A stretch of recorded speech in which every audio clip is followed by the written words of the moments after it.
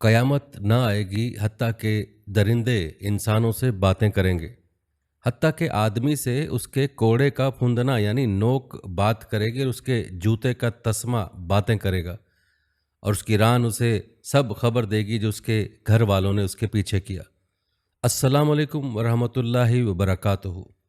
ذرا سوچئے ناظرین کہ کبھی ایسا ہو کہ آپ کہیں جا رہے ہوں اور سنسان جگہ اور سامنے سے کوئی جانور آ جائے اور وہ جانور آپ سے کلیئر لینگویج میں بات کرے تو یقیناً حیران ہو جائیں گے، پریشان ہو جائیں گے کہ شاید میں کوئی خواب دیکھ رہا ہوں۔ ہاں، آپ سمجھیں گے کہ یہ جانور نہیں کوئی اور چیز ہے جو جانور بن کر میرے سامنے آ گیا۔ مختصر یہ کہ آپ حیران پریشان ہو جائیں گے اور ہو سکتا ہے آپ ڈر بھی جائیں۔ ایسا ہی ایک واقعہ ایک چرواہے کے ساتھ ہوا تھا۔ چرواہا کون ہوتا ہے؟ جو جانوروں کو پالتا ہے، کوئی بکریاں پالتا ہے، گائیں پالتا ہے۔ شہر میں یہ سب لوگ بہت کم دیکھنے کو ملتا ہے۔ آئیے کچھ پیچھے چلتے ہیں، ناظرین تھوڑا نہیں بہت پیچھے چلتے ہیں۔ یہ بات ہے تقریباً 1500 سال پرانی، اور یہ دور تھا ہمارے پیارے نبی صلی اللہ علیہ وآلہ وسلم کا۔ ایک صبح ایک چرواہا اپنے جانوروں کو یعنی بکریوں کو چروا رہا تھا کہ اچانک ایک بھیڑیا حملہ کرتا ہے اور ایک بکری کو پکڑ لیتا ہے۔ چرواہے نے بغیر کسی نقصان کی پرواہ کیے بغیر بھیڑیے پر حملہ کر دیا، کیونکہ بکری اس کی تھی اور اس کا مال ضائع ہو جاتا۔ اس نے کسی طرح اس بھیڑیے سے اپنی بکری کو چھڑا لیا۔ اب وہ بھیڑیا بھاگ تو گیا مگر سامنے والے ٹیلے پر جا کر بیٹھ گیا، اور چرواہے نے اسی بھیڑیے سے بالکل ٹھیک عربی زبان میں بات کرنا شروع کر دی، اور چرواہے سے کہتا ہے کہ اللہ تعالیٰ نے مجھے رزق دیا تھا مگر تم نے اس کو مجھ سے چھین لیا۔ چرواہا یہ سن کر حیران ہو گیا اور کہنے لگا، خدا کی قسم میں نے آج تک کبھی ایسا حیرت انگیز اور تعجب والا منظر نہیں دیکھا کہ ایک بھیڑیا مجھ سے عربی زبان میں کلام کر رہا ہے۔ تو بھیڑیا کہنے لگا، اے چرواہے، اس سے بھی زیادہ عجیب بات یہ ہے کہ تم یہاں بکریاں چروا رہے ہو اور نبی کریم صلی اللہ علیہ وسلم سے تو منہ موڑے بیٹھا ہوا، جن سے زیادہ بلند اور بزرگ ہستی اس وقت ساری کائنات میں کوئی نہیں ہے۔ اس وقت جنت کے تمام دروازے کھلے ہوئے ہیں، اور سبحان اللہ تمام اہل جنت صلاۃ والسلام کے ساتھیوں کی شان کا منظر دیکھ رہے ہیں۔ بس تیرے اور نبی کریم صلی اللہ علیہ وسلم کے درمیان ایک گھاٹی کا فاصلہ ہے۔ بس تم نبی کریم صلی اللہ علیہ وسلم کی خدمت میں حاضر ہو کر اللہ کے لشکروں کا ایک سپاہی بن جانا۔ چرواہا اس گفتگو کو سن کر بہت متاثر ہوا اور کچھ سوچ کر بھیڑیے سے بولا کہ اگر میں اس نبی کریم صلی اللہ علیہ وسلم کی بارگاہ میں حاضر ہو جاتا ہوں تو میری بکریوں کی حفاظت کون کرے گا؟ بھیڑیے نے کہا کہ تیرے واپس آنے تک میں خود تیری بکریوں کی حفاظت کروں گا۔ ناظرین یہ منظر شاید اس آسمان و زمین نے پہلی بار دیکھا ہوگا کہ بھیڑیا جو ہے وہ بکریوں پر حملہ کرتا ہے، اور آج وہ چرواہا اپنی بکریوں کو اسی بھیڑیے کے حوالے کرتا ہے کہ تو اس کی حفاظت کر، اور خود نبی کریم صلی اللہ علیہ وسلم کی بارگاہ میں حاضر ہونے چلا جاتا ہے۔ بکریوں کو بھیڑیے کی حفاظت میں چھوڑ کر آپ صلی اللہ علیہ وسلم کی خدمت میں وہ چرواہا حاضر ہوتا ہے، اور آپ کا دامن پکڑ کر وہ چرواہا اسلام میں داخل ہو گیا، یعنی مسلمان ہو گیا۔ پھر چرواہے نے نبی کریم صلی اللہ علیہ وسلم سے بھیڑیے کے کلام کا عرض کیا، تو اللہ کے رسول صلی اللہ علیہ وسلم نے فرمایا کہ تم اب جاؤ اور وہاں تم اپنی سب بکریوں کو سلامت پاؤ گے۔ اور ایسا ہی ہوا۔ جب وہ چرواہا آپ کی بارگاہ سے واپس لوٹا تو یہ منظر دیکھ کر حیران رہ گیا کہ بھیڑیا اس کی بکریوں کی حفاظت کر رہا ہے اور اس کی کوئی بھی بکری ضائع نہیں ہوئی۔ سبحان اللہ، ہے نا حیرت انگیز امیزنگ سٹوری؟ ناظرین آج تو ہم قیامت کی نشانیوں پر بات کر رہے ہیں، تو بات کرتے ہیں، یہ جو واقعہ سنا ہے یہ ہمارے ٹاپک سے ریلیٹڈ ہے کہ اللہ پاک چاہے تو وہ چیزیں جو کبھی بول نہیں سکی ہمارے سامنے، ہماری زبان نہیں بول سکتی، وہ بھی بولنے لگ جاتی ہے۔ اور یہ بھی قیامت کی نشانیوں میں سے ایک نشانی ہے کہ ایسی چیزیں بات کریں گی جو بول نہیں سکتی۔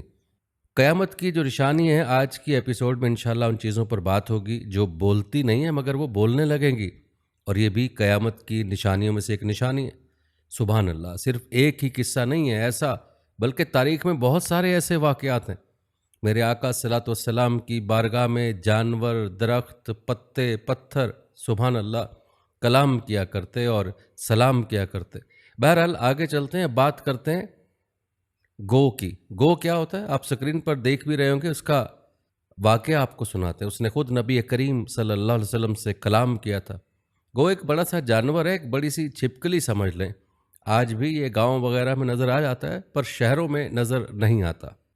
اس گو کے کلام کرنے سے 1 2 3 100 نہیں بلکہ لاکھوں انسان مسلمان ہوئے تھے۔ ناظرین، واقعہ بہت ہی امیزنگ ہے۔ نبی کریم صلی اللہ علیہ وسلم کچھ صحابہ کے ساتھ تشریف فرما تھے۔ ایک گاؤں سے ایک آدمی آیا جو کہ گاؤں کا رہنے والا تھا۔ لوگوں سے وہ پوچھے کہ یہ کون ہے، تو لوگوں نے کہا کہ اللہ عز و جل کے سچے نبی ہیں۔ اس آدمی کے ساتھ ایک گو تھی۔ وہ آدمی بولا کہ حضور، میں اس وقت تک آپ پر ایمان نہیں لاؤں گا کہ جب تک میری یہ گو خود اپنے منہ سے آپ کی نبوت کی گواہی نہ دے۔ ہے نا عجیب بات؟ اللہ اکبر۔ اب سارے لوگ حیران کہ ایک ایسا مطالبہ ہے، کیونکہ اس نے سب کو حیران ہونے والی بات کر دی۔ قربان جائیے اللہ کے رسول صلی اللہ علیہ وآلہ وسلم پر کہ جب آپ نے گو سے بات کی تو اس نے جواب دیا لبیک صادق سبحان اللہ، اور اتنی بلند آواز سے اس گو نے بات کی کہ تمام لوگوں نے سن لیا۔ آپ صلی اللہ علیہ وسلم نے پوچھا کہ بتاؤ تمہارا معبود کون ہے؟ گو نے کہا کہ میرا معبود وہ ہے کہ جس کا عرش آسمانوں میں ہے اور اس کی بادشاہی زمین میں ہے اور اس کی رحمت جنت میں ہے اور اس کا عذاب جہنم میں ہے۔ پھر آپ صلی اللہ علیہ وآلہ وسلم نے پوچھا اے گو یہ بتا کہ میں کون ہوں؟ تو اسی گو نے بلند آواز سے کہا کہ آپ رب العالمین کے رسول ہیں اور خاتم النبیین ہیں۔ جس نے آپ کو سچا مانا وہ کامیاب ہو گیا، اور جس نے آپ کو جھٹلایا وہ نامراد ہو گیا۔ یہ منظر دیکھ کر وہ آدمی اتنا متاثر ہوا کہ فوراً ہی کلمہ پڑھ کر مسلمان ہو گیا اور کہنے لگا یا رسول اللہ صلی اللہ علیہ وسلم، میں جس وقت آپ کے پاس آیا تھا تب میری نظر میں اس پوری زمین پر آپ سے زیادہ ناپسند کوئی نہیں تھا، لیکن حضور اس وقت میرا یہ حال ہے کہ اب میرے نزدیک آپ سے زیادہ کوئی شخص محبوب نہیں ہے، بلکہ اب تو میری جان سے بھی زیادہ مجھے آپ پیارے ہو گئے ہیں۔ آپ نے فرمایا کہ خدا کے لیے حمد ہے کہ جس نے تجھ کو ایسے دین کی ہدایت دی جو ہمیشہ غالب رہے گا اور کبھی مغلوب نہیں ہوگا۔ پھر آپ نے صحابہ کرام رضی اللہ تعالیٰ عنہ سے فرمایا کہ یہ ایک مفلس انسان ہے، تم اس کی مالی امداد کر دو۔ یہ سن کر بہت سے لوگوں نے اسے بہت کچھ دیا۔ حضرت عبد الرحمن بن عوف رضی اللہ تعالیٰ عنہ اس کو 10 حاملہ اونٹنیاں دیں۔ سبحان اللہ، اللہ اکبر، اتنا مال! ابھی تو مسلمان ہی ہوا تھا اور اس کی جھولی کو گویا بھر دیا گیا تھا۔ اب وہ آدمی بہت خوش اور سارا سامان لے کر اپنے گھر کی طرف جانے لگا۔ راستے میں دیکھا کہ اس کی قوم بنی سلیم کے 1000 افراد سوار ہو کر نیزہ لیے تلوار لیے چلے آ رہے ہیں۔ کہا کہ اے لوگو کہاں جا رہے ہو؟ پورا لشکر لے کر کس ارادے سے چلے ہو؟ تو سواروں نے کہا کہ ہم اس شخص سے لڑنے جا رہے ہیں جو یہ کہتا ہے کہ وہ نبی ہے اور ہمارے دیوتاؤں کو برا بھلا کہتا ہے۔ یہ سن کر اس آدمی نے بلند آواز سے ان کے سامنے کلمہ پڑھا اور اپنا سارا واقعہ سنایا کہ میں کیا دیکھ کر آ رہا ہوں۔ جب اس آدمی نے وہ ساری باتیں ان کے سامنے بتائیں، وہ اسی کے قبیلے کے رہنے والے تمام لوگ تھے۔ جب ان کو وہ تمام باتیں بتائیں تو سب نے ہی کلمہ پڑھا۔ ماشاءاللہ، سب کے سب مسلمان ہو گئے، سب بارگاہ رسالت میں حاضر ہوئے۔ تو آپ صلی اللہ علیہ وسلم ان کو دیکھ کر استقبال کے لیے اس تیزی سے کھڑے ہوئے کہ آپ صلاۃ والسلام کی چادر مبارک بھی گویا زمین پر تشریف لے آئی، اور سب نے ہی آپ صلی اللہ علیہ وسلم کی بارگاہ میں آ کر کلمہ پڑھا، مسلمان ہوئے، آپ کی رسالت کی گواہی دی۔ اور اب کیا عرض کرتے ہیں کہ حضور آپ ہمیں جو حکم دیں گے ہم آپ کے اسی حکم پر فرما برداری کریں گے۔ آپ صلی اللہ علیہ وسلم نے ارشاد فرمایا کہ تم لوگ حضرت خالد بن ولید رضی اللہ تعالیٰ عنہ کے جھنڈے کے نیچے اللہ کی راہ میں لڑتے رہو۔ حضرت عمر فاروق رضی اللہ تعالیٰ عنہ کا یہ بیان ہے کہ پیارے آقا صلاۃ والسلام کے زمانے میں بنو سلیم کے سوا کوئی قبیلہ ایسا نہیں تھا جس کے 1000 افراد ایک ساتھ مسلمان ہوئے۔ سبحان اللہ! اور ایک یہی گو نہیں بلکہ ابھی آپ کو بتاتے ہیں کہ اور کتنے ہی جانور اور چیزوں نے آپ صلی اللہ علیہ وسلم سے کلام کیا اور انسانی زبان میں کلام کیا۔ مشہور زمانہ قصہ ہے کہ ابو جہل کے ہاتھ میں کنکریوں نے کلمہ پڑھا۔ نبی کریم صلی اللہ علیہ وسلم جس تنے کے ساتھ لگ کر خطبہ دیتے تھے، جب وہ ممبر بن گیا تب وہ تنا بھی گویا انسانی زبان میں گفتگو کرنے لگا، رونے بھی لگا۔ دیگر کئی چیزیں ہیں جو سبحان اللہ آپ صلی اللہ علیہ وسلم کی بارگاہ میں آ کر کلام کرتے ہیں۔ یہ معجزات امید ہیں آپ سن چکے ہوں گے۔ قیامت سے پہلے ایک وقت ایسا آئے گا کہ انشاءاللہ ہم آپ کو ایک روایت بھی سنائیں گے جب کیا کیا چیزیں گفتگو کریں گی اور عام انسانوں سے وہ گفتگو کریں گے۔ ناظرین، پیچھے بھی اس طرف اشارہ کیا گیا کہ درندوں اور جانوروں کا بولنا قیامت کی نشانیوں میں سے ایک نشانی ہے۔ قیامت اس وقت تک نہیں آئے گی جب تک درندے اور جانور انسان سے کلام نہ کریں گے۔ اللہ اکبر! ایسی چیزیں کہ جن کے بولنے کا تصور نہیں کیا جا سکتا۔ عام طور پر وہ چیزیں بولتی نہیں ہوں گی لیکن اس وقت بولیں گی، یہاں تک کہ جوتے پر جو تسمے ہوتے ہیں وہ بھی باتیں کریں گے۔ کوڑا جس سے مارا جاتا ہے، جس کو جانور پر بھی استعمال کیا جاتا ہے، اس کوڑے کی نوک بولے گی۔ آدمی کی ران کے گھر میں جو کچھ ہوا وہ ساری معلومات دے گی۔ چنانچہ حدیث پاک میں ہے کہ رسول کریم صلی اللہ علیہ وسلم نے فرمایا، اس کی قسم جس کے قبضے میں میری جان ہے، قیامت نہ آئے گی حتیٰ کہ درندے انسانوں سے باتیں کریں گے اور آدمی سے اس کے کوڑے کی نوک بات کرے گی، اس کے جوتے کا تسمہ باتیں کرے گا، اس کی ران اس کو سب خبر دے گی جس کے گھر والوں نے اس کے پیچھے کیا۔ اللہ اکبر! یعنی ناظرین، پرندے چرندے جتنے بھی جانور ہمارے آس پاس ہوتے ہیں وہ تمام باتیں کریں گے اور عام انسانوں سے باتیں کریں گے۔ نبی کریم صلی اللہ علیہ وسلم کے معجزات تو آپ نے سنے نا۔ اس حدیث کے تحت علماء نے یہی لکھا کہ ہر قسم کے درندے چرندے ہر قسم کی انسانوں سے باتیں کریں گے اور وہ بھی اس انسان کی زبان میں کریں گے۔ اللہ اکبر! یعنی جو کہ اس کی مادری زبان ہوگی، یعنی مادری زبان اس میں بات کریں گے۔ اور جو آپ کے سامنے قیامت کی نشانیاں بیان کی گئی ہیں کہ درندے کلام کریں گے، جوتے کا تسمہ اور کوڑے کی نوک اور آدمی کی ران اس سے بات کرے گی، اس میں جو پہلی نشانی درندوں کے کلام کرنے والی وہ تو واقع ہو چکی ہے، جیسا کہ ہم نے آپ کو نبی کریم صلی اللہ علیہ وسلم کا واقعہ سنا ہے۔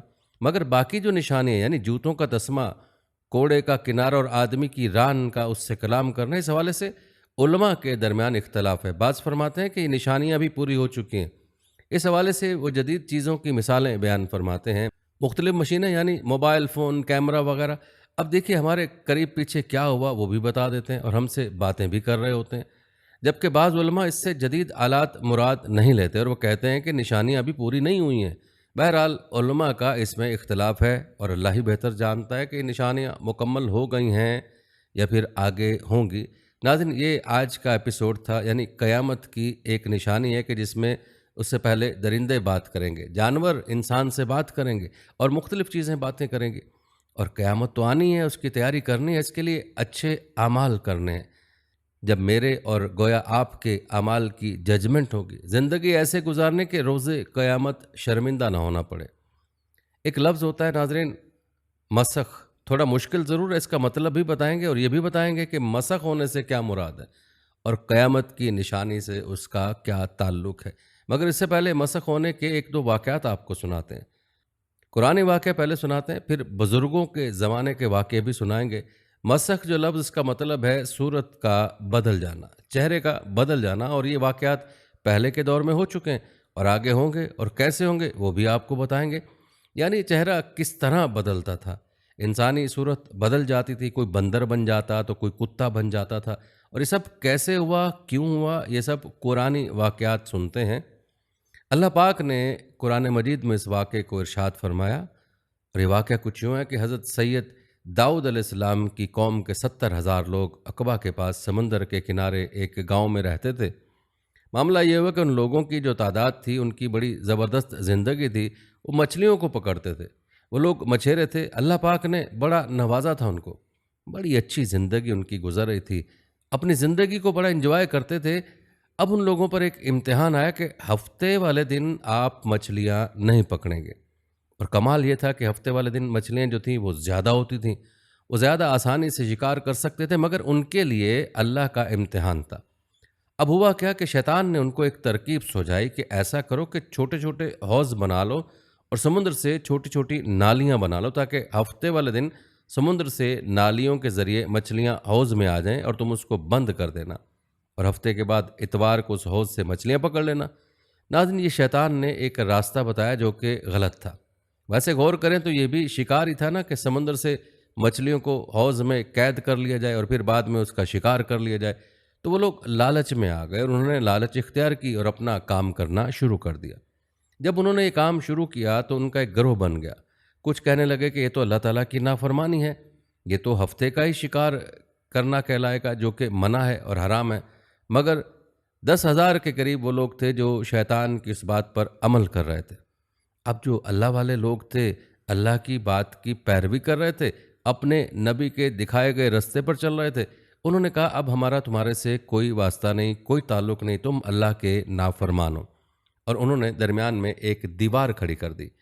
اب جب حضرت داؤد علیہ السلام آئے اور ان کو پتہ چلا کہ قوم نے ایسا کام کیا ہے جو اللہ تبارک تعالیٰ کی طرف سے منع ہے، ان کو ہفتے والے دن شکار منع کیا تھا پر انہوں نے پھر بھی شکار کیا، تو آپ نے ان کی بربادی کے لیے دعا فرما دی۔ اب کیا ہوا؟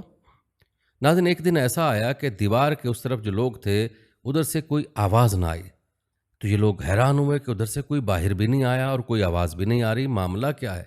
جب اس طرف کے ایک فرد نے دیوار کے اوپر چڑھ کر دیکھا تو دیکھ کر حیران رہ گئے کہ وہاں 12,000 لوگ تھے اور وہ تو بندر بن چکے تھے۔ اب بیچ میں جو دروازہ تھا اسے کھولا گیا، اور جب اسے کھولا گیا تو جب وہ لوگ ادھر آئے تو وہ سب حیران ہو گئے کہ جسم انسان والا اور چہرہ بندروں والا، اور ایک دوسرے کو پہچان بھی نہیں پا رہے تھے، اور جو بندر تھے نا وہ اپنے رشتہ داروں کے کپڑوں کے پاس آ کر ان کو سونگھتے تھے، آنسو بہاتے تھے، مگر رشتہ دار پہچان نہیں پاتے تھے کہ کون ہے۔ 3 دن تک وہ 12,000 افراد بھوکے پیاسے رہے، اور آخر کار یہ تمام لوگ دنیا سے چلے گئے، مارے گئے۔